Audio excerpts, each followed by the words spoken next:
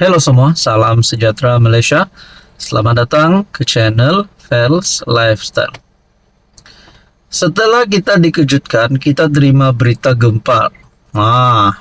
Berkaitan dengan berbagai cara daripada musuh politik Anwar Ibrahim untuk tumbangkan Anwar.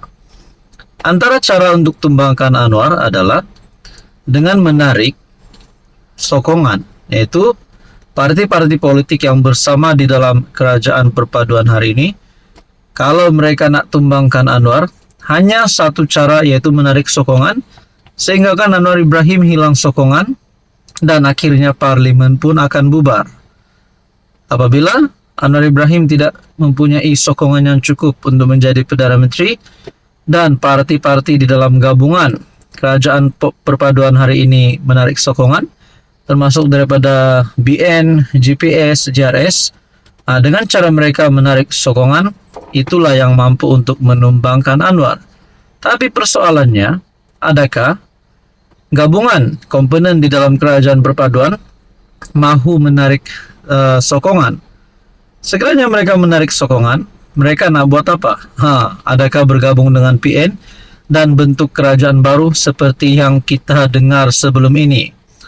Ada ahli parlimen daripada UMNO bertemu dengan Zahid, memujuk BN untuk keluar daripada kerajaan perpaduan dan menyertai parti mereka, dan akhirnya Zahid Hamidi ditawarkan kedudukan sebagai Perdana Menteri. Nah, saudara-saudara yang saya amat hormati, berkaitan dengan ini, satu lagi pengakuan Zahid Hamidi. Mungkinkah ini adalah dalang kepada langkah untuk tumbangkan Anwar, langkah untuk tebuk atap 2.0, tarik BN keluar, pertemuan bukan dengan Syahidan saja, kata Zahid Hamidi. Pengerusi BN Ahmad Zahid mengesahkan pertemuan berhubung usaha membawa keluar BN daripada kerajaan perpaduan, termasuk dengan ahli parlimen Arau, Syahidan Kasim. Namun Zahid berkata, pertemuan itu bukan berlangsung dengan Syahidan saja. Zahid bagaimanapun enggan mendedahkan perincian lanjut mengenai perkara itu. Rahasia, kalau saya berkongsi dengan umum, bukan lagi menjadi satu rahasia. Oleh sebab itu, biarlah saya berbincang dengan pemimpin-pemimpin tertentu sahaja. Saya juga telah memaklumkan secara terperinci kepada Perdana Menteri Anwar Ibrahim supaya kita berjaga-jaga agar pisang tidak berbuah dua kali. Dan bukan hanya Syahidan seorang yang bertemu dengan saya bercakap tentang perkara yang sama. Ahmad Zahid berkata, ketika ditanya nama pemimpin BN yang terlibat dalam usaha menarik BN keluar dari kerajaan seperti yang didedahkan sebelum ini.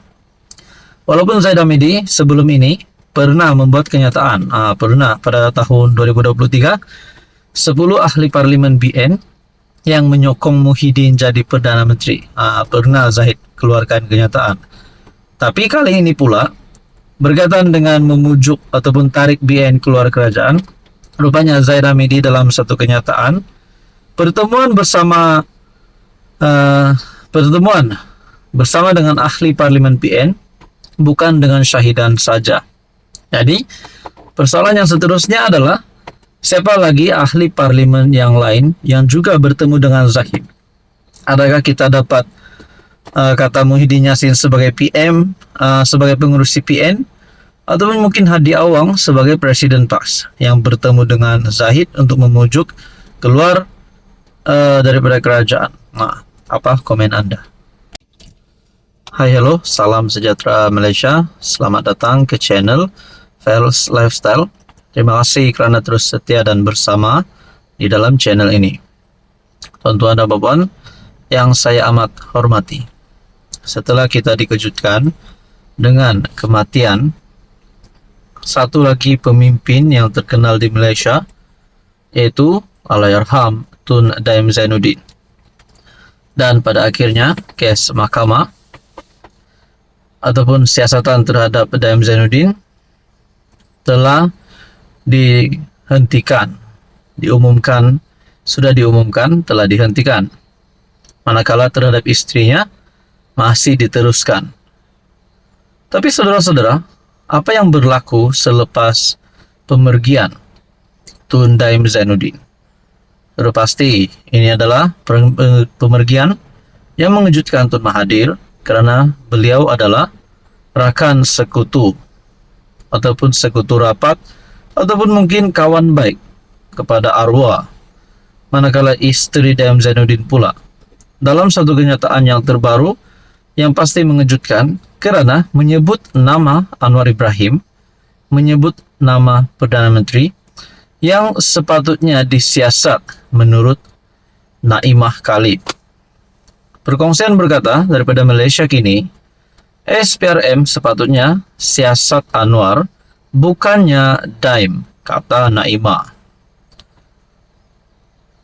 SPRM sepatutnya menyiasat Perdana Menteri Anwar Ibrahim, bukannya bekas Menteri Kewangan Daim Zainuddin, kata Balu Allahyarham.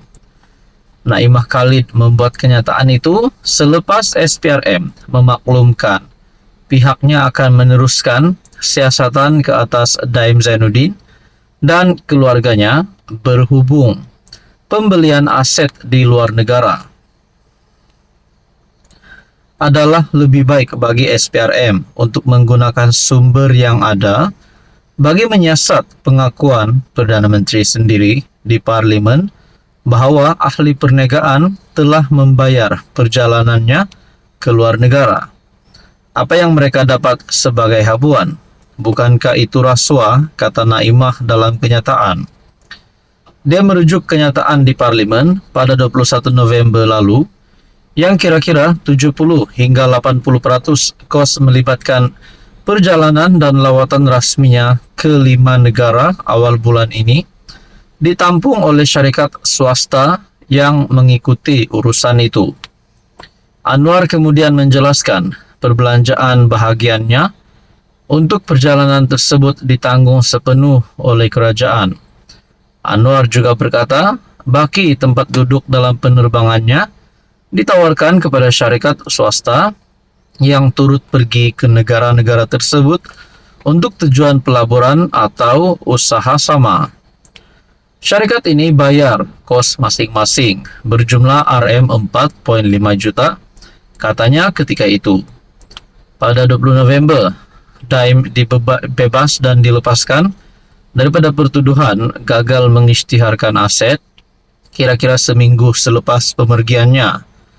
Mahkamah Session KL membenarkan permohonan Timbalan Pendakwa Raya Wan Shaharuddin Wan Ladin bahawa pihak pendakwaan tidak ingin meneruskan prosiding susulan kematiannya. 2 hari kemudian, SPRM berkata pihaknya masih meneruskan siasatan dan menjejak keuangan aset Allahyarham dan keluarga.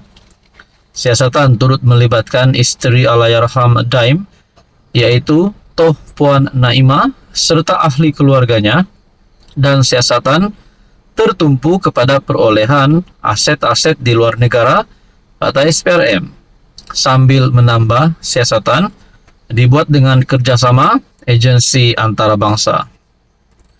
Bagaimanapun, Naimah mengingatkan pihak berkuasa yang mahkamah telah melepas dan membebaskan suaminya.